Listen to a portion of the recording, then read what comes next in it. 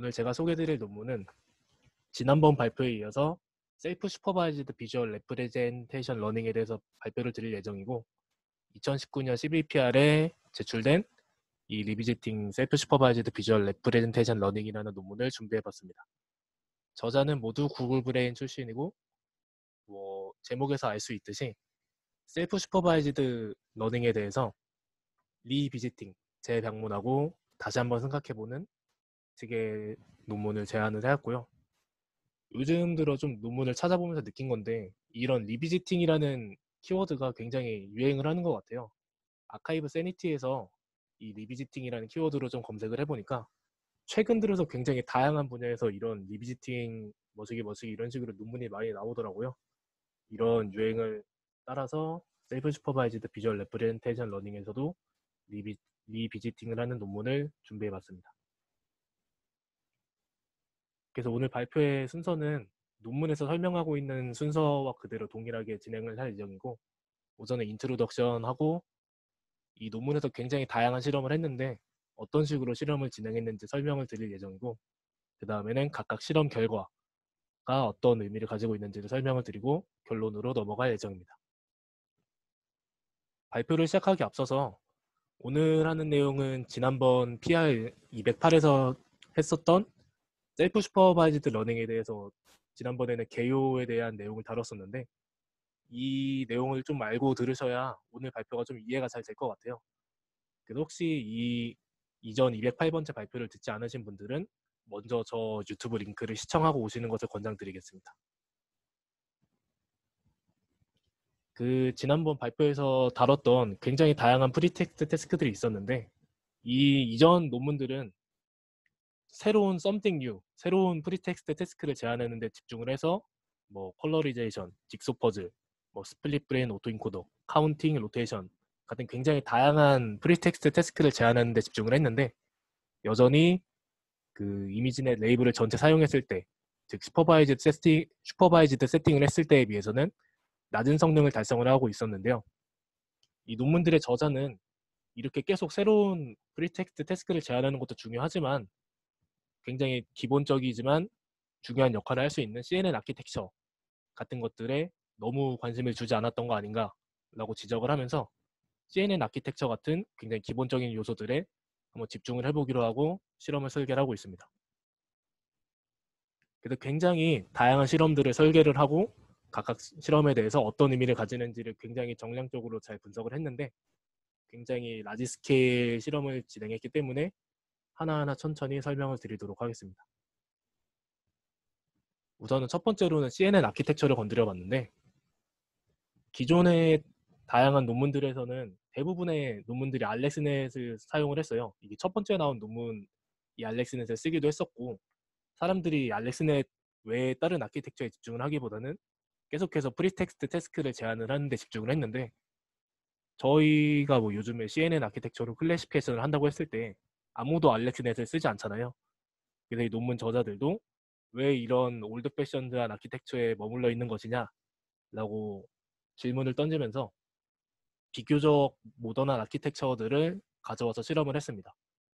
그 논문에서는 크게 세 가지 아키텍처에 대해서 실험을 했는데 첫 번째로는 굉장히 잘 알려져 있는 레즈넷 50을 사용을 하였고 프리로짓의 사이즈를 총 4가지 와이드닝 팩터를 이용을 해서 조절을 해주는 식으로 아키텍처를 구성을 하였고 그 다음 아키텍처는 레즈넷 기반인데 리버서블하게 구현을 하는 방식인 레브넷을 사용을 하였고요. 이 레브넷은 밑에 레퍼런스를 달아놨는데 2017년 닙스에서 나온 논문에서 제안한 방법이고 이렇게 리버서블하게 레즈넷을 가져가가지고 한다고 하는데 그대로 구조를 사용하진 않았고 리얼 MVP라는 논문에서 이 레브넷 그림을 보시면 F랑 G가 달려있는데 여기서 G는 빼고 F만 사용하는 그런 구조를 가져왔다고 합니다. 그 다음으로는 VGG의 배치 노멀라이제이션을 달아서 실험을 하였고요. 마찬가지로 이니셜 컴브 레이어의 채널 수를 조절을 하였고 FC 레이어의 채널 수를 총 4가지 와이드닝 팩터 K로 조절을 하였습니다. 그래서 알렉스넷 대신에 총 3가지의 비교적 모던한 네트워크 아키텍처를 사용을 하였습니다. 그리고 셀프 슈퍼바이즈드 테크닉도 굉장히 다양한 방식들이 제안이 됐는데 이 논문에서는 로테이션, 익sem플러, 직소 퍼즐, 릴레이티브 패치 로케이션 총 4가지 태스크를 가져서 실험을 하고요. 각각에 대해서는 지난번 발표에서 자세하게 설명을 드렸기 때문에 자세한 설명을 하지 않고 넘어가도록 하겠습니다.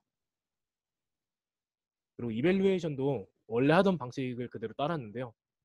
멀티클래스 클래시피케이션 태스크를 풀기 위해서 리니어 로지스틱 리그레이션 모델을 학습시키는 방식을 그대로 사용을 하였고, 마찬가지로 프리로즈 레벨에서 앞단의 피처 익스트랙터는 모두 프리즈를 시켜놓고 거기에 리니어 레이어를 붙여서 로지스틱 리그레이션을 학습시키는 방식을 사용을 하여 레프레젠테이션의 성능을 확인을 하였습니다. 그 다음에 이 실험 결과들에서 테이블 2에 대해서 많이 말씀을 드릴 텐데, 테이블 2는 기존 논문들과 공정하게 비교를 하기 위해서 기존 논문들에서 했던 학습 방법을 그대로 사용을 하였고, 테이블 2를 제외한 나머지 실험들에서는 이런 모멘텀 SGD나 어그멘테이션 대신에 LPFGS라는 방식을 사용해서 학습을 시켰다고 합니다. 그래서 테이블 2가 기존 논문들의 방식들과 공정한 비교를 한 결과인데, 지난번 발표 때는 로테이션 방식이 가장 성능이 좋다고 말씀을 드렸는데, 그 뒤로 딥 클러스터링이란 방법이 또 41%로 소타를 달성을 하였고, CPC라는 방법이 48.7%로 굉장히 좋은 성능을 달성을 했었는데, 이 논문에서 제안하는 것처럼 기본적인 것들만 건드렸을 때, 이 로테이션을 썼을 때 이 기존 CPC라는 방법 대비 거의 8%나 높은 정확도를 달성하는 것을 확인할 수 있었고, 어떻게 이런 큰 향상이 있었는지를 뒤에서 자세히 설명을 드리도록 하겠습니다. 그리고 데이터셋은 똑같이 학습에는 이미지넷 언레이블드 데이터를 통해서 셀프 슈퍼바이즈드 러닝을 학습을 시켰고, 똑같이 밸리데이션 셋을 사용을 했는데, 테이블 2에서는 기존 방식들과 동일하게 밸리데이션 셋을 사용을 했는데, 나머지 실험들에서는 오버피팅을 막기 위해서 트레이닝 스플릿으로부터 5만 장의 랜덤 이미지를 추출을 해서 별도의 밸리데이션 스플릿을 얻어서 사용을 했다고 합니다. 그리고 마찬가지로 모든 셀프 슈퍼바이즈드 모델들은 이미지넷 데이터를 통해서 학습을 했는데, 이때는 당연히 언레이블드 데이터를 사용을 해서 학습을 시켰습니다. 그 다음에 다운스트림 태스크로는 이미지넷도 사용을 하였고, 플레이스 205라는 데이터셋도 사용을 했는데, 여기서 제가 적어놓은 밸리데이션의 의미가 다운스트림 태스크에 대해서 밸리데이션을 한다고 이해하시면 될 것 같고, 이 데이터셋은 이미지넷과 다소 성격이 다르기 때문에 이 이미지넷 언레이블드 이미지들로 학습을 시켜서 얻은 피처들이, 레프레젠테이션들이 얼마나 새로운 데이터에 잘 적응을 하는지, 일반화 성능이 얼마나 좋은지를 측정하는 좋은 지표가 될 수 있어서 사용이 되었다고 하고요. 마찬가지로 이미지넷 이 밸리데이션 스플릿을 랜덤하게 트레이닝 셋에서 가져왔던 것처럼 동일한 방식으로 실험을 수행했다고 합니다. 그래서 첫 번째 실험 결과는 아까 말씀드린 레브넷, 레즈넷, VGG에 대해서 총 원래는 3가지인데 약간의 변형을 줘가지고 총 6가지 CNN 모델에 대해서 와이드닝 팩터를 조절을 했을 때 다운스트림 태스크의 성능이 얼마나 달라지는지를 측정을 했고요. 그래서 각 컬럼은 뭐 로테이션, 익sem플러, 릴레이티드 패치 로케이션, 직소 퍼즐은 프리텍스트 태스크를 나타내고, 랜드는 랜덤 이니셜라이제이션으로 웨이트를 초기화시켰을 때의 결과를 보여주고 있습니다. 그래서 이 표만 보면 이 채널 수를 높여주는 것이 셀프 슈퍼바이즈드 모델을 학습시키는데 전반적인 성능 향상을 가져온다는 것을 확인할 수 있고요. 여기서 약간의 변형이 있는데, 이걸 왜 했는지는 저는 자세히 잘 모르겠고 논문에도 나와 있지 않은데, 여기에서 마이너스가 나타내는 것은 글로벌 에버리징 풀링 레이어 전에 렐루를 제거를 한 모델이라고 합니다. 그래서 뭐 이렇게 하면 뭐 좋은 성능을 달성하기도 하지만, 대체로는 뭐 마이너스를 하지 않은 것들이 더 좋은 성능을 달성하고 있는 것을 확인할 수 있고요. 앞에 결과를 시각화한 그림이 왼쪽 아래에 있는 그림인데, 왼쪽 그림은 다운스트림 태스크가 이미지넷일 때의 정확도 성능이고, 오른쪽 그림은 다운스트림 태스크가 플레이스 205 데이터셋일 때의 성능인데, 이 결과를 보면 X축이 프리텍스트 태스크인데, 로테이션으로 프리텍스트 태스크를 했을 때는 파란색인 레브넷 50이 가장 성능이 좋았고, 익sem플러, 릴레이티드 패치 로케이션, 직소 퍼즐 프리텍스트 태스크로 했을 때는 레즈넷 50 버전 1이 가장 성능이 좋았다고 합니다. 그리고 전반적으로는 VGG19에 배치 노멀라이제이션을 붙인 모델들은 전반적으로 성능이 좋지 않았는데요.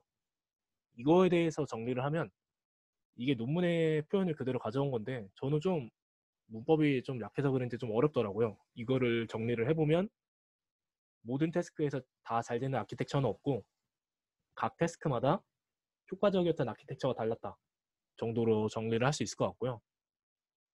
이 결과가 보여주는 거는 항상 잘 되는 아키텍처도 없고 그렇기 때문에 각 프리텍스트 태스크마다 아키텍처를 잘 설정해 주는 것이 중요하다는 것을 시사하고 있고, 왼쪽 그림이랑 오른쪽 그림이 다운스트림 태스크의 데이터셋을 바꿨을 때의 결과인데 플레이스 205를 사용했을 때의 랭킹이 이미지넷을 사용했을 때의 랭킹과 어느 정도 유사했기 때문에 새로운 데이터셋에 대해서도 일반화 성능이 어느 정도 보장이 된다 이런 것을 보여주고 있고요.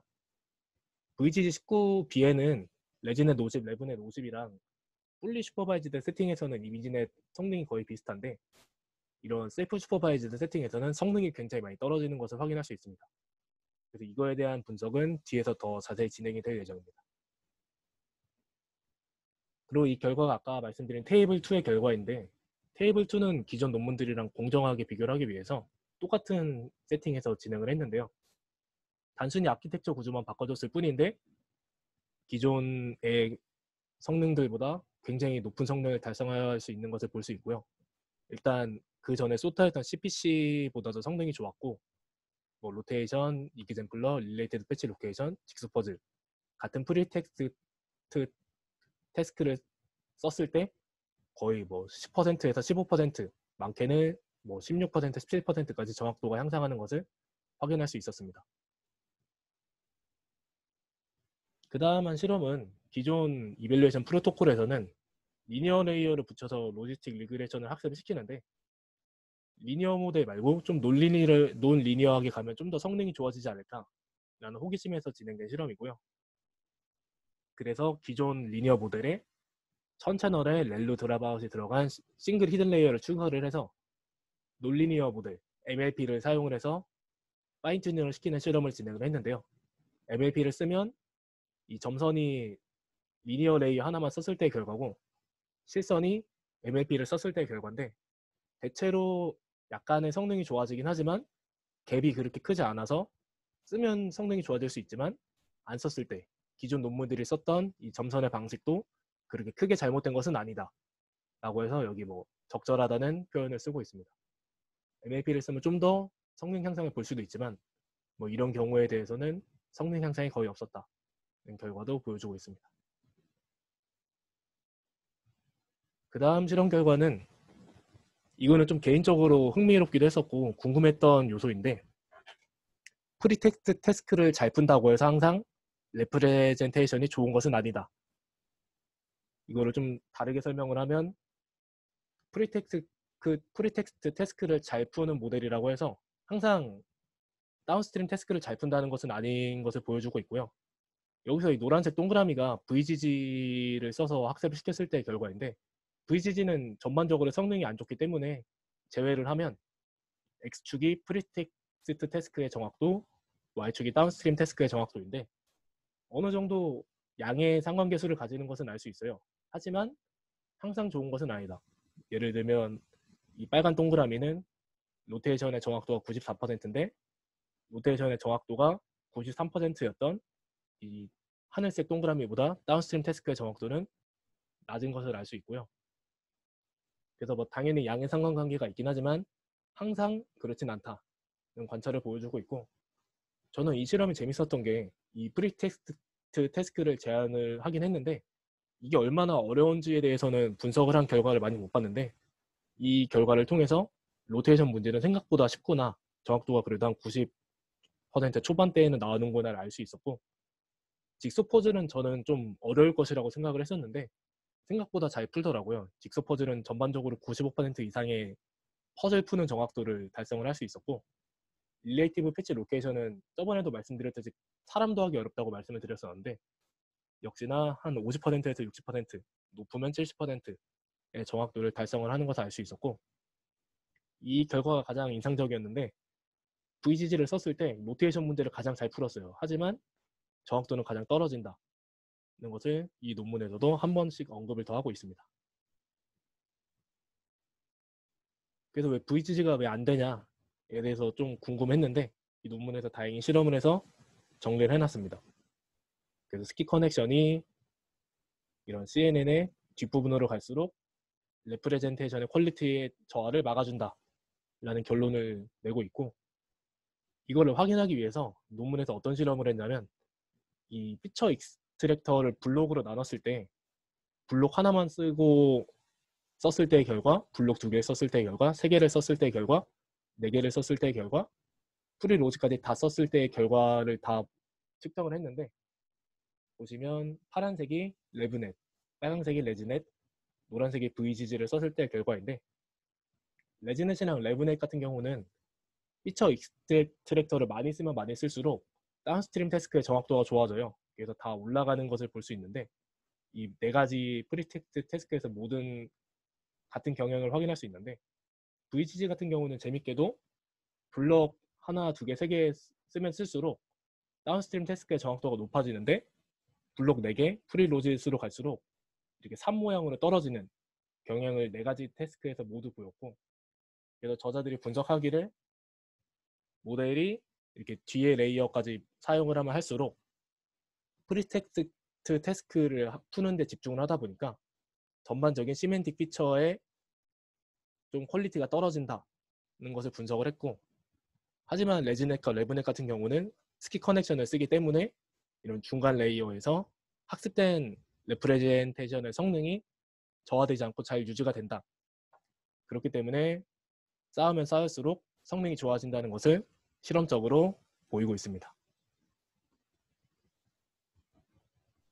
그 다음 실험은 이 모델 사이즈를 키워주는 게 아까 전반적인 다운스트림 태스크의 정확도를 높여준다고 했는데, 모델 사이즈를 디스인팅글 할 수가 있어요. 나눌 수가 있는데, 이 피처 익스트랙터의 네트워크 위스, 그러니까 채널 개수를 키워주는 방법도 있고, 아니면 프리로짓의 채널, 이거를 여기서 레프레젠테이션 사이즈라고 했는데 두 개로 나눌 수가 있는데, 당연히 둘 다 키워주면 가장 성능이 좋은데, 만약에 뭐 하나만 키워줘야 된다면 이 세로 방향으로 키워주는 거는 레프레젠테이션 사이즈를 고정해 놓고 채널 개수, 위스 멀티플라이어를 높여주는 것을 나타내고, 가로 방향으로 높여주는 거는 채널 개수는 고정해 놓고 프리로진의 채널, 레프레젠테이션 사이즈를 키워주는 건데, 같은 배수로 키워줄 때는 레프레젠테이션 사이즈를 키워주는 것이 좀 더 효과적이었다. 하지만 둘 다 키워주는 것이 가장 효과적이었다. 실험 결과를 보여주고 있습니다. 그리고 이 와이드닝 팩터를 키워주는 것, 그러니까 모델의 사이즈를 키워주는 것은 데이터를 전체 다 썼을 때에도 효과가 있었고, 이 논문에서는 이미지넷의 10%만 사용하고 플레이스 205의 5%만 사용을 해서 다운스트림 태스크를 사용하는 실험도 했는데, 풀 데이터와 로우 데이터에서 둘 다 같은 경향을 보였다는 것을 실험적으로 보여주고 있습니다.